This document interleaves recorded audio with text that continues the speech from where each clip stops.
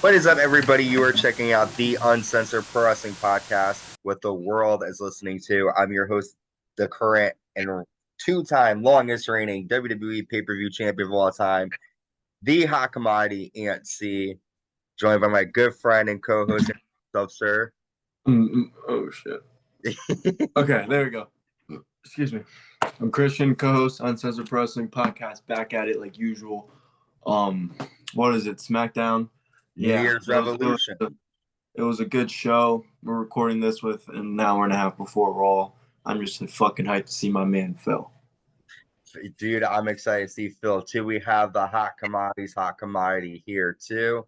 Ant will be joining in from time to time.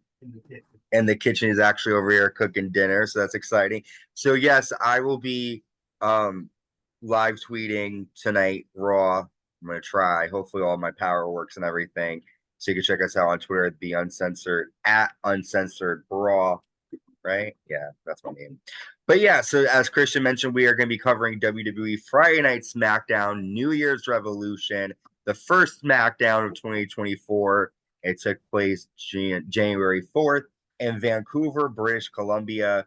And the night starts off with Roman Reigns and Paul Heyman arriving in a truck. Caleb Raston asks Paul what Roman thinks about The Rock's challenge. And talking about being the head of the table, and Roman laughs and walks off. So he didn't give an actual response to The Rock, but he did laugh off The Rock, which might be saying more than actually saying anything. We start off with our first match of the night. We have the finals of the United States tournament. The winner will take on Logan Paul at Royal Rumble for the United States title. We have Santos Escobar with Humberto and Angel coming out with him to take on Kevin Owens here in the finals. The United States champion Logan Paul comes out for commentary. Before the match could really kick off, the LWO come out and they attack Angel and Humberto on the floor before they can cause any damage to Kevin. This was a decent match between the two. I actually enjoyed this one. Santos goes for a Hurricane Rana, but Owens nails a pop-up power bomb and then a stunner, and Owens gets the 3-count victory.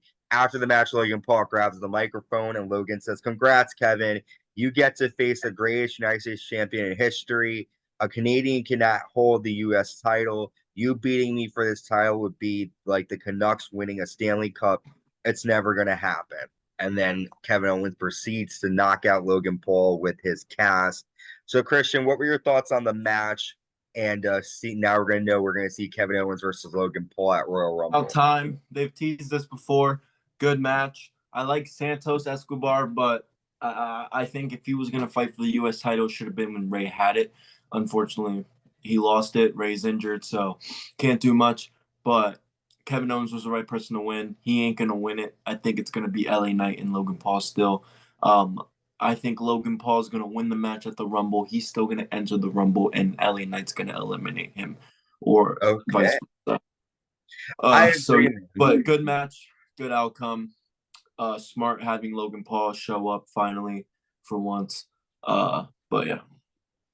Yeah, I think we're definitely going to get Logan Paul and LA Knight at WrestleMania, but I just wonder how we're going to get there. Speaking of getting to WrestleMania, Bobby Lashley and the Street Profits come out, and basically Bobby Lashley talks about how 2023 was a hard year for him. His highlight, though, was teaming up with the best tag team in WWE, the Street Profits, and they say, "Our resolution is simple. We are going to fight and take everything we deserve in 2024. And Montez Ford says, "We are going to hop on the trend." Lashley says, "My goal for 2024 is being back to the Almighty, and I declare myself in the 2024 Royal Rumble match." After he says that, we get a video, and we see Karrion Kross and Scarlett appear on the stage. Along with them, Paul Ellering shows up, and we see the Authors of Pain return, and they attack the Street Profits and Lashley, and Karrion Kross hits Bobby Lashley with a modified, I call that modified attitude adjustment. But what are your thoughts on seeing Karrion Kross with This was horse crap. AOP? This was horse crap. I mean, Karrion Kross has had so many chances to build a name for himself, build a character, and he just can't fucking do anything, dude. I mean, I'm tired of seeing it. AOP, they didn't interest me in their first run, and they're not going to interest me now. I got no interest in this shit. Yeah, Karrion Kross was never over. He'll never be over. He's tried so many times. Time's up. I agree. I mean, I think this might be able to. I mean, I don't really know what it can do for his character because, kind of like you say, he's kind of done a lot of stuff already and hasn't really overcome. But maybe forming this group, they'll become some kind of like almost like Judgment Day. But it's hard for me to really judge right now because we already have like a group like this. We already have this dark group. The only difference maker is Paul Ellering because he's known as being one of the top managers of all time. When he was in NXT, he talked for AOP. He made them sound really good. So we'll see. But I agree with you. I don't really know how Karrion Kross is going to do with this group. But we do know the WWE Women's Championship was on the line next. The champion Io Sky defending against Michin. And Christian, I will say that this is probably my favorite match from Michin. She's done a lot in NXT. She's had some good matches, but I feel like she really got an opportunity to show her stuff. Even if it wasn't the greatest, it was good to see Michin get a different role other than just being backstage and fighting for like 3 minutes. But the coolest spot from this match, we see Michin hit a Styles Clash from the top rope to Io Sky. However, Io is able to nail the over the moonsault to retain the women's championship clean. What'd you think? So the match was good. I like Io Sky. She can't do a promo. So without somebody like Bailey or Dakota by her side, she ain't shit. But she's fucking great in the ring. She's still not one of the women I tune in for, but she's good. She's impressed me every time I watch her. I wish she had a fucking more personality. I wish she would cut her own promos, talk about why she has yet to do any of that. So that's my only complaint with Io Sky. Michin, like you said, good to see her not doing something besides just sitting backstage. But I still don't see a women's title in her future anytime soon. I agree. You hit the point here because you said like we don't really know Io Sky's motives, right? Like we know that she came to join Damage Control, right? But aside from that, it's like that's all she's really given us is that she's a part of Damage Control. As a champion, I kind of wish we saw more personality, and I know she has it, but we'll see how it's translated over here. Let's move on. Paul Heyman's backstage. Paul Heyman says The Rock name drops Roman Reigns because The Rock wants to sit at the head of the table. To do that, one must be invited to dinner of relevancy, and The Rock won't. The Rock is looking to go viral. There's 2 ways to do that. One way, you can date Taylor Swift, and the second way is to challenge Roman Reigns. There's not one man on the face of this planet that can beat Roman Reigns. And so with that, it leads us to think that obviously there will be someone to beat him now that he definitely said that. Anything you want to talk about from this promo? There was nothing much really to talk about. I mean, it's just a good teaser for the future. Good teaser, definitely. All right, we see Damage Control celebrating with Io Sky, and Bianca Belair walks up. Bianca says, "Congrats on a great match. That plan, Bailey, you have on winning the Rumble has a flaw. You're not going to win it because I'm entering the Royal Rumble and I will KOD you over the top and win the Rumble for the second time." And then Dakota Kai comes up to Bailey and says, "Io says you as the leader need to stop Bianca. Our plan needs to go through." So Bailey now has a goal to stop Bianca Belair. Yeah. The only thing that they're not talking about is Bailey's plan has nothing for Dakota Kai. She wants to become the other champion. She wants Asuka and what's her name to be the champions. And she's leaving Dakota Kai out, like in the cold for gold. Well, Dakota Kai's injured though right now. She can't compete even if she wanted to. I'm just saying. You're saying that you feel like maybe Dakota Kai is feeling sort of on the sidelines, like she's not as important. I think she's supposed to be the one to turn. You think she? Well, we definitely got to look out for Dakota Kai because she definitely could be the one that causes Damage Control to to say sayonara to Bailey. Speaking next, we have our next match. We have Pretty Deadly taking on Butch, and Butch's special guest partner is Tyler Bate. I was excited to see him because when I saw him at NXT Deadline, he looked really good. This is a good tag match.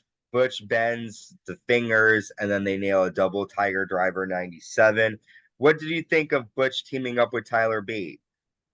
Butch is fucking good. Tyler Bate's good. He deserves to be one of the dudes going up to the main roster right now.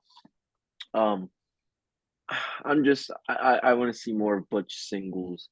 I want to see the Pete Dunne type. The bruiserweight comeback. Yeah, but this was a good match. Yeah, it was a good tag match. This next one was kind of weird. Ashanti the Adonis is talking to Nick Aldis backstage, and he talks about he's hungry and he wants an opportunity. And Nick Aldis says, "I have some ideas." I can see Nick Aldis making Ashanti. I don't give a fuck about this clown. Yeah, I don't care either, but I feel like it's gonna end up being like not what we think. Like I feel like he's gonna have Ashanti be like his like help him do stuff because it didn't really seem like there's a spot for Ashanti. He doesn't really do anything. So maybe they might put that little twist in. He's like a Sonya Deville kinda.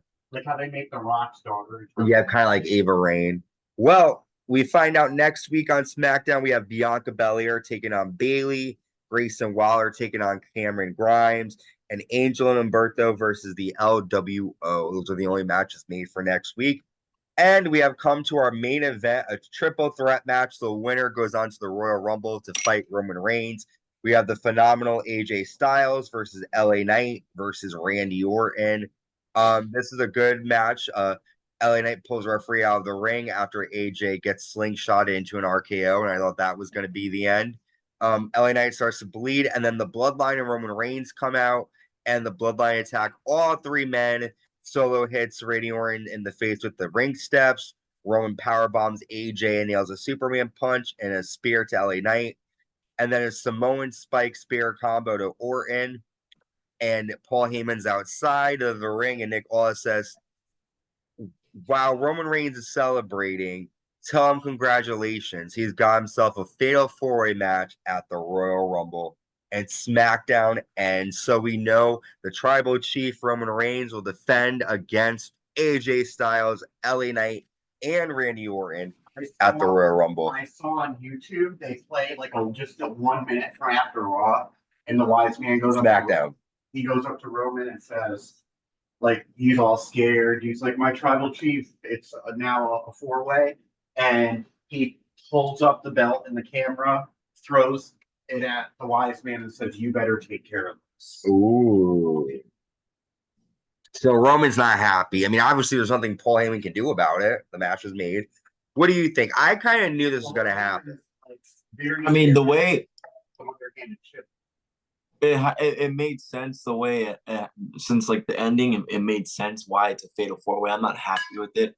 I still think it should be Randy.